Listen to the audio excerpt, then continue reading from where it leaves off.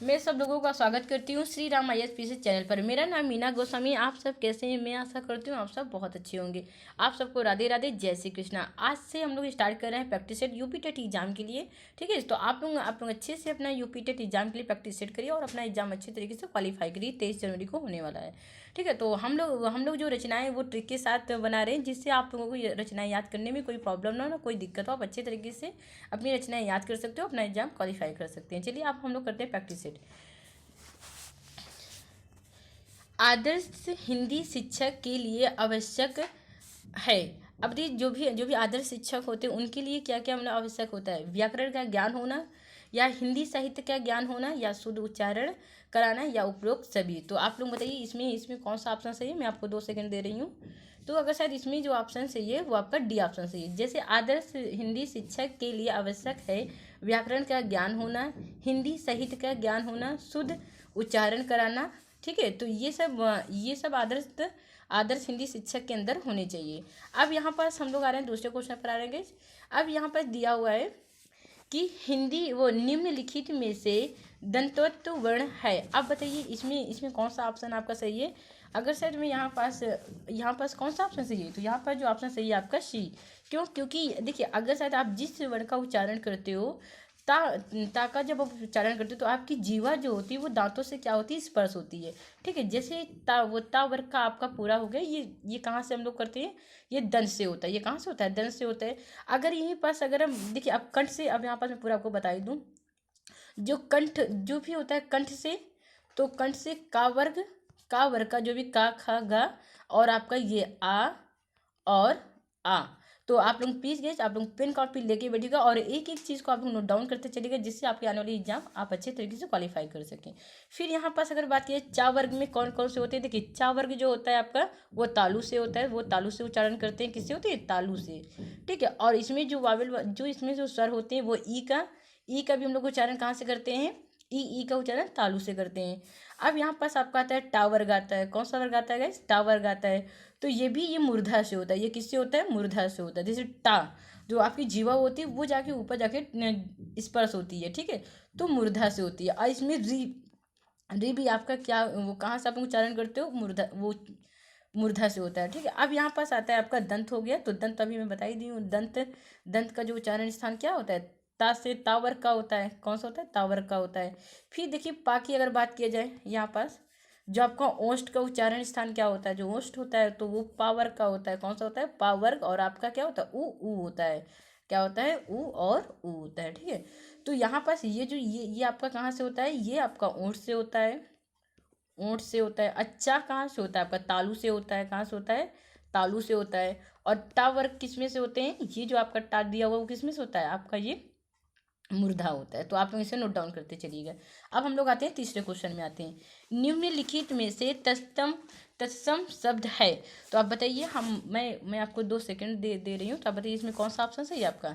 इसमें जो आपका ऑप्शन सही है गाइस, ये आपका सी सही है। अब देखिए तत्सम, अब ये तत्सम शब्द है तो ये आपका दूध है। और दूध का तद्भव क्या होता है, दूध होता है। क्या होता है गाइस, दूध होता है। ठीक है, तो इसी तरह ये आपका ऑप्शन कौन सही है, आपका सी ऑप्शन सही है। अब यहाँ पास हम लोग आते हैं, मोक्ष की इच्छा करने वाला वाक्यांश के लिए सही शब्द कौन सा है। तो आप मुझे ये बताइए कि जो मोक्ष की इच्छा करने वाला है तो इसका वाक्यांश कौन सा सही होगा। तो यहाँ पर जो आपका ऑप्शन सही होगा वो सी ऑप्शन सही होगा। कौन सा सही होगा, सी ऑप्शन सही होगा। अब हम लोग 5वें क्वेश्चन में आते हैं। उपकार को ना मानने वाला, मतलब उपकार को ना मानने वाला वाक्यांश के लिए सही शब्द कौन सा है आपका। आपका ऑप्शन ए सही है। आपका ऑप्शन कौन सही है, आपका ऑप्शन ए सही है। अब देखिए यहाँ पास एक चीज़ और भी गौर करने वाली बात है कि देखिए उपकार को मानने वाला कृतज्ञ होता है। उपकार को मानने वाला, देखिए यहाँ पर ना मानने वाला ऑप्शन आपका एक कृतज्ञ दिया हुआ है। और उपकार को मानने वाला कृतज्ञ होता है। क्या होता है, उपकार को मानने वाला कृतज्ञ होता है। उपकार को ना मानने वाला ऑप्शन आपका ए सही है। ठीक है, तो इसमें आप ध्यान दीजिएगा। अब जैसे यहाँ पर दिया हुआ है कि सजावट शब्द का प्रत्यय बताइए। अब यहाँ पर सजावट शब्द का प्रत्यय क्या होगा, सजावट, आवट। देखिए आप साफ साफ यहाँ से आप निकाल सकते हो आवट। क्या है, आवट। तो आप यहाँ से समझ जाएंगे कौन सा आपका ऑप्शन सही है, बी ऑप्शन सही है। ठीक है, सजावट मतलब आवट।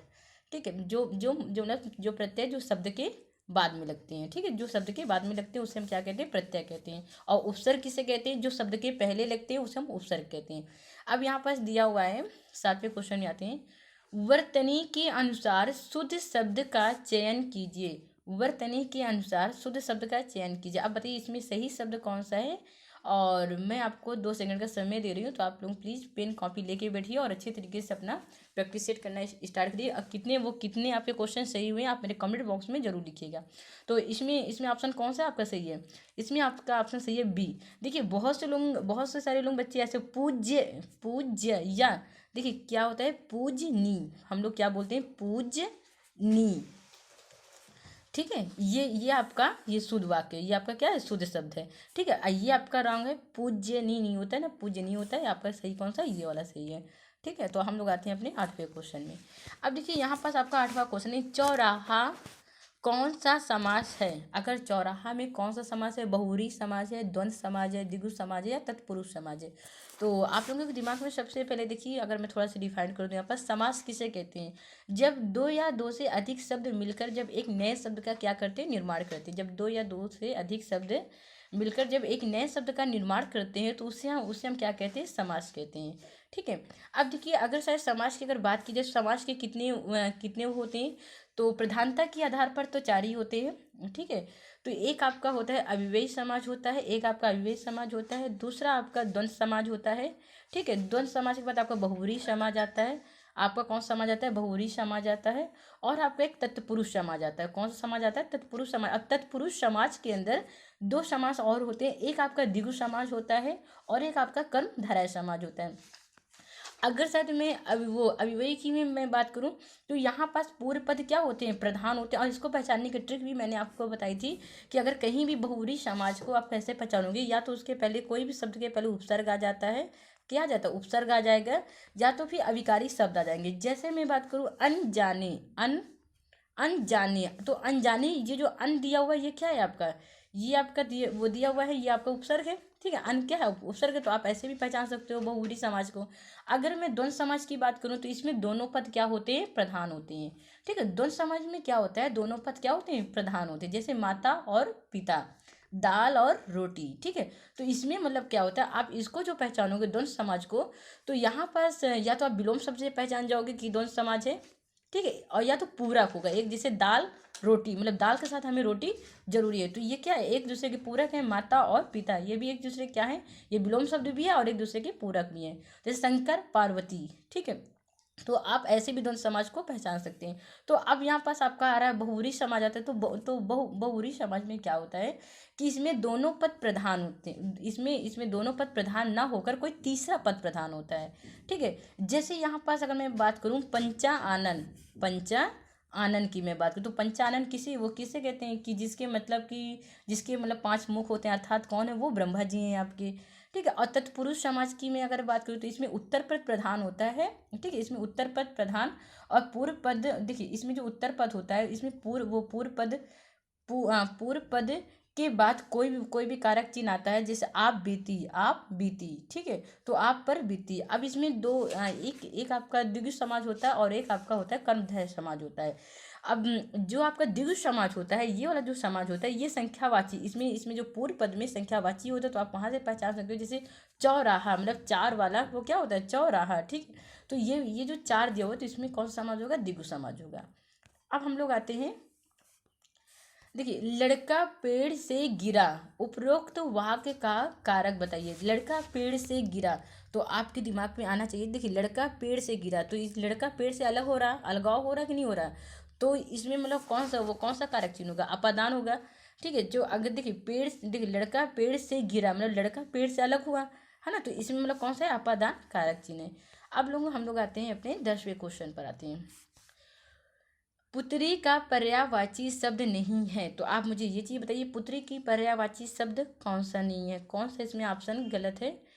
तो इसमें जो ऑप्शन आपका गलत होगा वो आपका ए, तनय एक पुत्र की पर्यायवाची होती है। देखिए पुत्र की जो पर्यायवाची होती है आप लोग याद कर लीजिए और नोट डाउन कर लीजिए।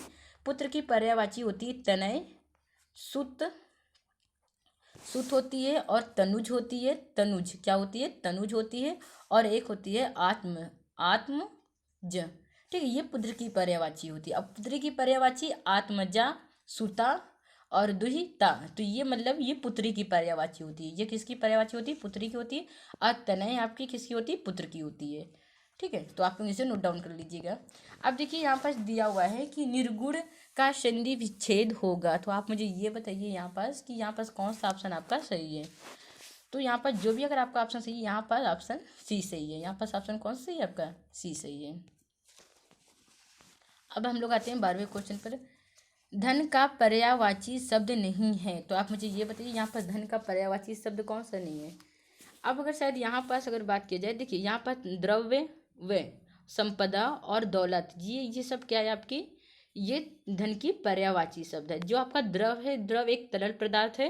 ठीक है, ये जो आपका द्रव है ये तरल पदार्थ है, इसका जो यूज होता है वो तरल पदार्थ होता है। ठीक है, तो यहाँ पास ये आपका नहीं है। भानुदय का संधि विच्छेद होगा। अब मुझे ये बताइए भानुदय का संधि विच्छेद क्या होगा? इसमें मतलब कौन सा ऑप्शन सही है आपका?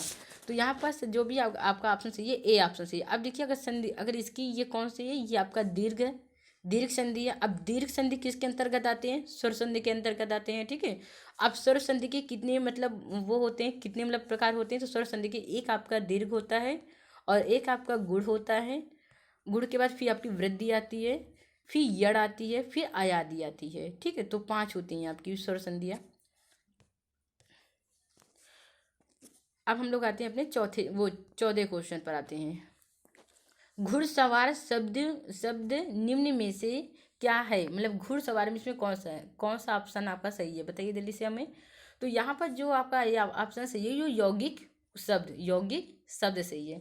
ठीक है, अब देखिए यौगिक शब्द किसे कहते हैं? देखिए ऐसे शब्द जो 2 या 2 से अधिक शब्दों से मिलकर बनते हैं, जिसके खंड करने पर वो सार्थक शब्द निकले। ठीक है, जैसे घुड़ और सवार, तो इसकी अगर हमने खंड भी किया घुड़ सवार, ठीक है, घुड़ सवार, तो ये 2 सार्थक शब्द है ना, तो ये आपस में मिलकर यौगिक शब्द बन जाते हैं। इसी तरह और मैं एक आपको देती हूँ, जैसे दूध वाला, आप ये भी बोल दूध वाला, अगर इसको हम अलग भी करते हैं दूध वाला, तो ये दो मतलब जो सार्थक शब्द है वो निकल के आ रहे हैं सामने। ठीक है, तो उसको हम क्या बोलते हैं? यौगिक शब्द बोलते हैं। अब देखिए अजयब घर, तो ये मतलब क्या है आपका? ये मतलब कौन सा शब्द है? तो ये संकर शब्द है। ये जो आपका है ये संकर शब्द है।